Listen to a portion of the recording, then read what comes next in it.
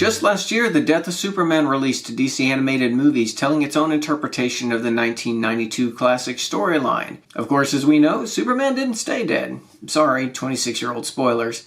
But The Reign of Superman tells the story of the 4 Supermen that mysteriously appear in the wake of Superman's death. And while they make a lot of changes to the storyline in order to accommodate this new tale, it actually captures the heart and the theme of the original storyline. 6 months has passed since Superman died. The world is still in mourning and the Justice League doesn't know what to do without him.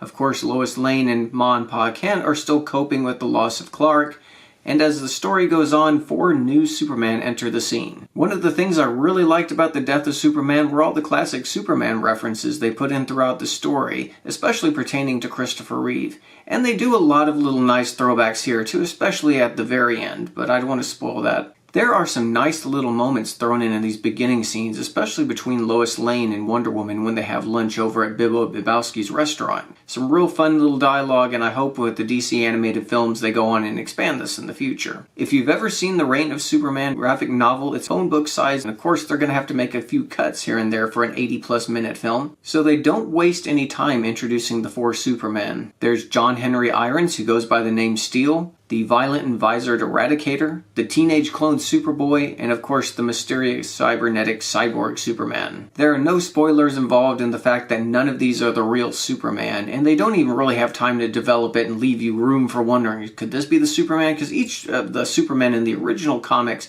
they left you a couple of moments, could this be the reincarnation? There are a few moments that they try to suspend disbelief with the cyborg Superman, but in order to keep pacing, they don't really go into that much deeper. There are a lot of changes from the original Reign of Superman storyline when adapted to this new animated movie. There's no Supergirl, there's no Mongol, there's no destruction of Coast City, there's no inevitable turning of Green Lantern into Parallax. They don't do anything to hint about that, so I think they're going to leave that storyline alone unless they adapt it for something else, but it's not even hinted at here because the events never take place. What they do offer in its stead is that Cyborg Superman offers the citizens of Metropolis to be allowed to be upgraded just like him and become their own superheroes. Some people actually take up on that offer, and it all turns out to be yet another plan by Darkseid and yet another attempt to try to take over the Earth, especially in Superman's absence. And to remove any further complication, the Justice League are removed from the storyline through a pretty quick and tidy story wrap-up device, but they do appear later at the very end. There were several highlights in this film, many of which I enjoyed, such as the clone Superboy, and he really had this penchant for throwing out all these 90s catchphrases. And then they kind of referenced that as well. They kind of made fun of it, the fact that everything, this being a 1993 storyline, they just threw out the fact that he was outdated and grew up on 90s television. So that's where he gets all these weird things. It was pretty funny and a nice little throwback to the original story. In my video of Death of Superman, I really wondered if they were going to go full 90s and do that Superman mullet. Are they going to give Superman that mullet? God, I hope not. The 90s were a cruel fashion mistress. And I don't know how to feel about that in regards to Superman going full achy breaky heart mode in this film. Don't tell my heart, my achy breaky heart.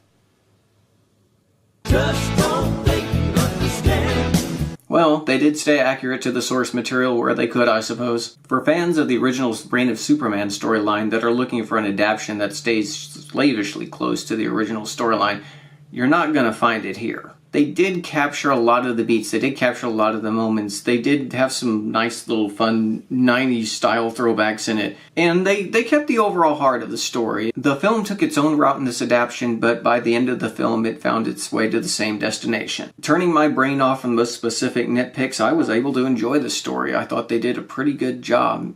And let's be honest, there were some things in the Reign of Superman storyline that were either overlong, weren't really that interesting, kind of devolved from the plot, and especially in light of this adaptation, it just wouldn't have worked. If they really wanted to get everything from the original Reign of Superman storyline, it probably would have been a 2-part film, and I just don't think that would have worked. But one of the best compliments that I had for the Death of Superman film last year was the fact that they really tried to go back to the good and noble Superman, and even though he doesn't really show up until the last third of the film, they went right back to that, and it's nice having a good Superman who isn't all Zack Snyder-y murdery. It's refreshing. I'm glad that DC's deciding to lighten up on one of their most beloved and iconic heroes. Would I recommend The Reign of Superman? If you saw the first one, I think you're kind of obligated to see the second one. It's a fun film with plenty of references and throwbacks to the original storyline. They do their own thing, but like I said, they get where they need to be at the end of the story.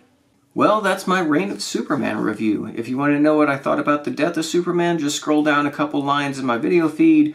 I'm sure the title of the video will tip you off as to which one that is. Definitely share your thoughts of the Reign of Superman. Do you feel the changes detracted too much? Do you feel that they pretty much complemented the story the way it should have been? Let me know. Let's start a discussion about it. Anyway, thanks so much for watching this review, and I will see you that next time. Take care.